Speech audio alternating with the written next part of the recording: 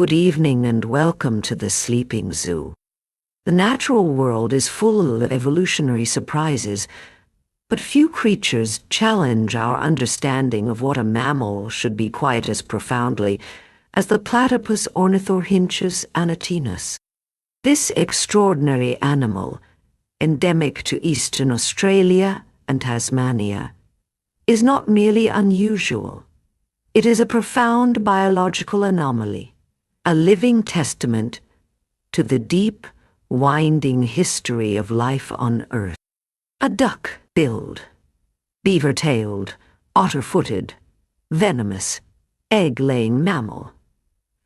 The platypus is a mosaic of features that defied early European science and continues to captivate modern researchers. To begin our detailed exploration of this icon of Australian biodiversity, we must first dive into the remarkable specifics of its physiology, a study that reveals the platypus as a master of both aquatic and terrestrial environments. The most striking feature of the platypus's anatomy is undoubtedly its famous bill. This structure is soft, leathery, and highly flexible, completely unlike the hard keratin of a bird's beak, and it is far more than just a shovel for digging up riverbeds. The bill is, in fact, a sophisticated sensory organ, an unmatched fusion of two distinct electro- and mechanoreceptor systems that allow the platypus to hunt effectively in murky, low-visibility, aquatic environments. The surface of the bill is riddled with approximately 40,000 mucus-secreting dermal pores, each one containing an elaborate arrangement of sensory neurons. These receptors enable the platypus to detect the minute electric fields generated by the muscle contractions of its prey, such as shrimp or aquatic insect larvae. When foraging underwater, the platypus swims with its eyes, ears, and nostrils all tightly sealed shut, relying entirely on this sixth sense electrolocation, navigate and target its food. This is an adaptation shared only by a handful of other animals, notably some fish and amphibians, but is unique and highly refined in a mammal, demonstrating an unparalleled sensory evolution tailored for its specific ecological niche. Complementing this electric sense is a dense array of mechanoreceptors within the bill, which detect pressure changes and minute disturbances in the water created by passing prey. The mechanoreceptor and electroreceptor fields are intricately mapped onto the cerebral cortex of the platypus brain, creating a complex sensory picture of its underwater world. In essence, the bill acts as a sophisticated dual-mode sonar system, allowing the platypus to perceive its surroundings in detail even when deprived of sight and hearing, which is crucial given the often turbid waters of the Australian river systems where it thrives. This bill is also supported by unique skeletal elements. The platypus, like all monotremes, possesses a distinctive sclerotized cartilage that extends the snout, providing a solid foundation for this sensitive foraging tool. Beyond the bill, the platypus is defined by its status as one of only 5 extant species of monotremes, mammals that lay eggs instead of giving live birth. The female platypus incubates 1 to 3 small, leathery eggs in a specially constructed nursery burrow. Once the eggs hatch, the young are suckled, confirming their mammalian status, but this process is also highly unusual. The mother lacks conventional teats. Instead, milk is secreted through specialized pores onto mammary patches on her abdomen, where the young lap it up. This primitive form of lactation further highlights the platypus's evolutionary distance from the marsupials and placental mammals. Another physiological feature that demands attention is the venom delivery system found exclusively in the male platypus. On the inner side of each hind ankle, a male platypus possesses a sharp, hollow, retractable spur connected to a venom gland located in the thigh. This venom, which is primarily produced during the breeding season, is not lethal to humans, but it causes excruciating, debilitating pain and swelling that can last for weeks or even months, often necessitating strong pain medication. Uniquely, the primary function of this venom is not defense against predators, but rather intrasexual competition. Males use the spurs to establish dominance and fight for access to females during the breeding season, a rare trait among mammals that underscores the intense rivalry and specialized reproductive strategies of this species. The venom itself is a complex cocktail of at least 19 different compounds, many of which are unique to the platypus and have drawn significant scientific interest for their potential pharmaceutical applications in pain management and antibiotic resistance. Finally, the platypus maintains a remarkably low, stable body temperature, typically around 32 degrees Celsius, which is several degrees lower than the 37 degrees typical of placental mammals. This lower metabolic set point, likely an ancient trait, requires them to consume large amounts of food to maintain energy levels, particularly when foraging in cold water. Their dense, insulating double layer of fur, which traps a layer of air close to the skin, is essential for minimizing heat loss in the aquatic environment, allowing them to remain active for extended periods in cold streams without succumbing to hypothermia, a critical adaptation that directly influences their foraging behavior. The behavior of the platypus is a masterclass in solitary specialization, revolving almost entirely around its dual existence as a skilled freshwater predator and a meticulous burrow engineer. Platypuses are primarily crepuscular or nocturnal, meaning they are most active during the twilight hours of dawn and dusk, although they may forage throughout the night, especially in winter when the need for caloric intake is highest. Their primary and most observable behavior is foraging. When hunting, the platypus displays a highly distinctive underwater swimming technique. They use their powerful webbed forefeet for propulsion, paddling in alternating strokes like a dog paddle, while the hind feet and tail act as rudders for steering and stabilization. On land, the webbing on the forefeet is tucked beneath the palm, allowing the platypus to walk on its knuckles to protect the delicate webbing, revealing an awkward, almost reptilian gait, a stark contrast to their grace underwater.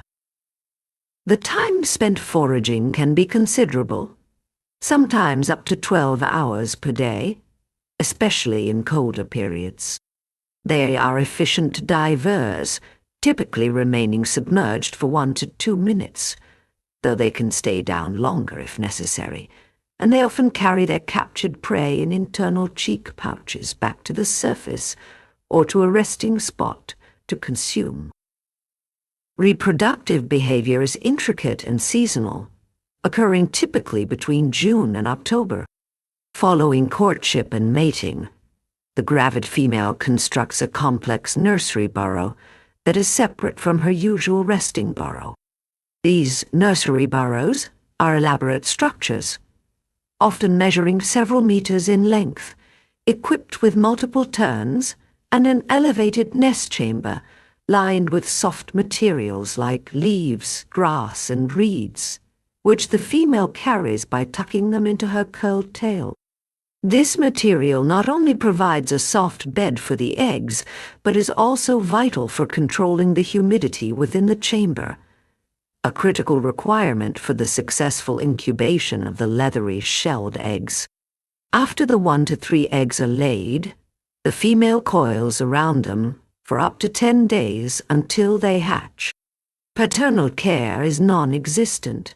The male's only role is in fertilization and, unfortunately, potentially chasing off competitors using his venomous spurs. The young remain dependent on the mother's milk for 3 to 4 months before they emerge as fully furred, independent juveniles. Another crucial behavioral trait is the platypus's strict solitary nature. Except during the brief mating season and the period of maternal care, platypuses are independent and highly territorial. They mark and patrol their home ranges, which can vary significantly depending on the resource availability and population density of the river system, using a combination of scent marking and occasional physical confrontation where the male's venom spur again plays a role. They spend their non-foraging hours resting in shallow resting burrows dug into the banks, which are simpler and less elaborate than the nursery burrows, providing essential refuge from terrestrial predators and the heat of the day. This specialized combination of solitary life, reliance on electroreception for hunting, and meticulous burrow construction is only possible because of the specific requirements of their habitat, which provides the stable banks and clean water they need to survive. The habitat of the platypus is defined by its absolute dependence on freshwater ecosystems and is geographically restricted to the eastern and southeastern regions of the Australian mainland and the island of Tasmania. Their range extends from the cool, high-altitude streams of the Tasmanian highlands and the Australian Alps northwards up to the tropical rainforest tributaries of the Queensland tropics, demonstrating a remarkable resilience across a wide variety of climates, provided the underlying ecological requirements are met. Platypuses generally prefer slow-moving rivers, freshwater lakes, and farm dams that possess stable, vegetated banks suitable for excavating their elaborate burrows. The water itself must be relatively shallow, typically less than 5 meters deep, and contain an abundance of benthic insects and small crustaceans that form the core of their diet. Water quality, including low turbidity and freedom from excessive pollution, is also critically important, as high levels of sediment or chemicals can compromise the function of their electroreceptors and poison their food supply. Furthermore, the presence of riparian vegetation along the banks is non-negotiable, serving 2 main purposes: stabilizing the soil to prevent burrow collapse, and providing the essential cover needed for safe entry and exit from the water, as they are most vulnerable to terrestrial predators when moving between the water and their burrow entrance. The structure of their habitat reflects their behavioral needs perfectly. A typical platypus home range, which is often several kilometers of river length, will contain multiple resting burrows used for daily shelter and at least one highly concealed nursery burrow. Resting burrows are typically short and end above the waterline, providing a dry retreat. In contrast, the nursery burrow, which may be up to 30 meters long, is specifically located higher up the bank to protect the eggs from flooding, and the female may even temporarily plug the burrow entrance with soil to maintain a constant temperature and humidity. The female selects this nesting site with great care, often rejecting multiple locations before settling on one that offers the perfect combination of deep, stable soil and isolation from disturbance. Within this specific freshwater ecology, the platypus occupies the role of an apex micropredator, sitting at the top of the benthic food chain in its localized river environment. Its highly specialized diet and hunting technique distinguish its ecological niche from that of other riparian animals. The platypus is primarily a carnivore, or more specifically, a faunivore, with a diet consisting almost exclusively of aquatic invertebrates. The core components of its diet include aquatic insect larvae such as caddisflies, mayflies, and dragonflies, as well as freshwater shrimp, yabbies, small crayfish, and worms. In some areas, they may also opportunistically consume small fish or frogs, but these make up a minor portion of their overall caloric intake. The consumption rate is extraordinary, demanding that the platypus consume between 15 to 30% of its own body weight every day to maintain its low but stable metabolic temperature and to fuel the high energy expenditure of continuous swimming in cold water. This immense demand means that the platypus exerts a significant predatory pressure on the insect and crustacean populations within its territory, acting as a natural regulator of these communities. Its specialized hunting method using electroreception reduces interspecific competition for food. While other aquatic predators like native fish or water rats may compete for the same general prey, the platypus hunts effectively under conditions where sight and sound are useless during the night and in murky water, allowing it to access resources unavailable to purely visual predators. This reduced competition enhances its success in environments where other animals might struggle. Despite its highly specialized adaptations, the platypus is still subject to predation, though the list of natural predators is relatively short. Potential predators include native animals such as the dingo and large goannas on the mainland, and the Tasmanian devil on Tasmania. However, the most significant predator and the cause of major historical population declines is the European red fox, introduced to Australia in the 19th century. Foxes prey on platypuses as they move between the water and their burrows, a transitional period when they are most vulnerable. The young platypus, being smaller and less experienced, are particularly susceptible to predation by both native and introduced predators. The platypus's survival thus depends on the continued health of its burrow system and the integrity of the riverbank, which serves as its primary defense, leading us directly to the urgent issues surrounding its conservation. The conservation status of the platypus, an animal once considered common and widespread, has become a matter of increasing concern, reflecting the broad environmental challenges facing Australia's freshwater ecosystems. While historically classified as least concern, recent comprehensive assessments, driven by significant population declines, have resulted in its relisting as near threatened across its range, with several jurisdictions recognizing it as vulnerable or endangered at the state level.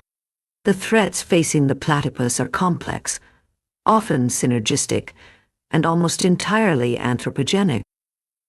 The single most pervasive threat is habitat degradation and fragmentation. Massive land clearing for agriculture and urban development has destroyed the stable, vegetated riverbanks essential for burrow construction. This loss of riparian vegetation leads to soil erosion, which in turn causes increased siltation and turbidity in the rivers. A river system choked with sediment compromises the platypus's hunting effectiveness by overwhelming the sensitivity of its mechanoreceptors and making the detection of electric fields more difficult, leading to reduced foraging efficiency and lower reproductive success. Furthermore, the construction of weirs, dams, and barrages fragments river systems into isolated pools, preventing the platypus from moving up and downstream to access resources or find mates, leading to isolated, genetically vulnerable populations. Another major threat stems from accidental drowning due to fishing gear. Platypuses, particularly juveniles, can easily become entangled and drown in abandoned or active fishing nets, especially gill nets and illegal opera house-style yabby traps. The animals, driven by their constant need for air, are unable to escape these submerged cages, and this unintentional bycatch has been identified as a significant mortality factor in several regions, necessitating the adoption of platypus-safe fishing gear in many Australian states. The looming threat of climate change also disproportionately affects the platypus. Increased frequency and severity of droughts and bushfires led to rivers drying up completely or experiencing dangerously low flows. When water resources dwindle, the platypuses are forced to move across land in search of new water sources, exposing them to terrestrial predators like the fox. The higher water temperatures during prolonged heat waves also directly impact the cold-blooded invertebrates they rely on for food, crashing the platypus's food supply and further exacerbating their energy stress. Historically, the platypus faced near extinction due to intense commercial hunting for its fur, which was prized for its density and water resistance, particularly in the 19th and early 20th centuries. Although protected throughout Australia since the early 1900s, this historical pressure severely reduced populations across much of its range. Modern conservation efforts now focus on targeted measures, habitat restoration, involving the replanting of native vegetation along waterways, the installation of platypus-specific fishways and underpasses to allow movement around barriers, and extensive community education programs promoting the use of safe, open-hoop yabby traps. While the platypus is highly adaptive, its continued survival is intrinsically tied to the success of managing and protecting the fragile health of Australia's remaining river systems. Given its almost unbelievable combination of characteristics, the platypus has understandably secured a powerful and often perplexing role in popular culture, folklore, and legend, both within Australia and across the globe. In Indigenous Australian folklore, particularly among the Aboriginal communities of the East Coast, the platypus is often a central figure in creation stories and clan totems. For some groups, its unique features, part bird, part mammal, are explained through an ancestral story involving a union, sometimes forbidden or accidental, between an aquatic animal, perhaps a water rat, and a land animal, like a duck or a similar bird, resulting in a hybrid creature whose appearance reflects its complex, dual heritage. This cultural explanation beautifully mirrors the scientific realization that the platypus represents a deep divergence in mammalian evolution. The platypus is widely respected in these cultures, often considered a powerful and secretive figure, whose presence signifies the health and continuity of the local river systems. In the realm of European discovery and legend, the platypus initially faced intense skepticism. When the first specimena skin and a sketch was sent back to Great Britain in 1798, scientists in London were absolutely convinced it was a clever hoax. They believed the bill of a duck had been meticulously stitched onto the body of an otter-like mammal by an imaginative taxidermist, a common practice for creating monsters in the 18th century. George Shaw, the first scientist to formally describe the animal in 1799, even attempted to find the stitches with a pair of scissors, a testament to the sheer implausibility of the creature's existence. It took several decades for the scientific community to accept the platypus as a genuine species, and even longer, into the late 19th century, before the observation that it laid eggs was finally confirmed beyond all doubt, an event that stunned the biological world and forced a complete re-evaluation of mammalian classification. The initial reaction to the platypus from disbelief to acceptance is one of the most famous stories in the history of zoology. In modern popular culture, the platypus has transitioned from a biological curiosity to a beloved, slightly quirky national symbol. It frequently appears alongside the kangaroo and the koala as an Australian mascot in major international events and tourism campaigns. Its image is prominently featured on the Australian 20-cent coin, a symbol of its cultural and national importance. Beyond its official duties, the platypus is a recurring character in children's media, where its oddness is often played for comic effect. Perhaps the most globally recognizable cultural representation is Perry, the platypus, a semi-aquatic egg-laying mammal of action from the animated series Phineas and Ferb. Perry's character encapsulates the core appeal of the platypus. Outwardly docile and unassuming, but secretly highly skilled, capable of incredible feats, and in possession of unique, unexpected powers. A reflection of the venomous, electro-sensing enigma that inspired its creation. This sustained presence in media and on currency ensures the platypus maintains its status not just as a fascinating biological specimen, but as a universally recognized emblem of evolutionary ingenuity. In conclusion, the platypus is a triumph of specialized evolution, a single species that has preserved a profound branch of the mammalian family tree, while simultaneously evolving unique, advanced features. Its sophisticated electrosensory physiology, powered by a surprisingly low metabolic rate and defended by the rare capacity for male venom production, allows it to dominate its freshwater niche.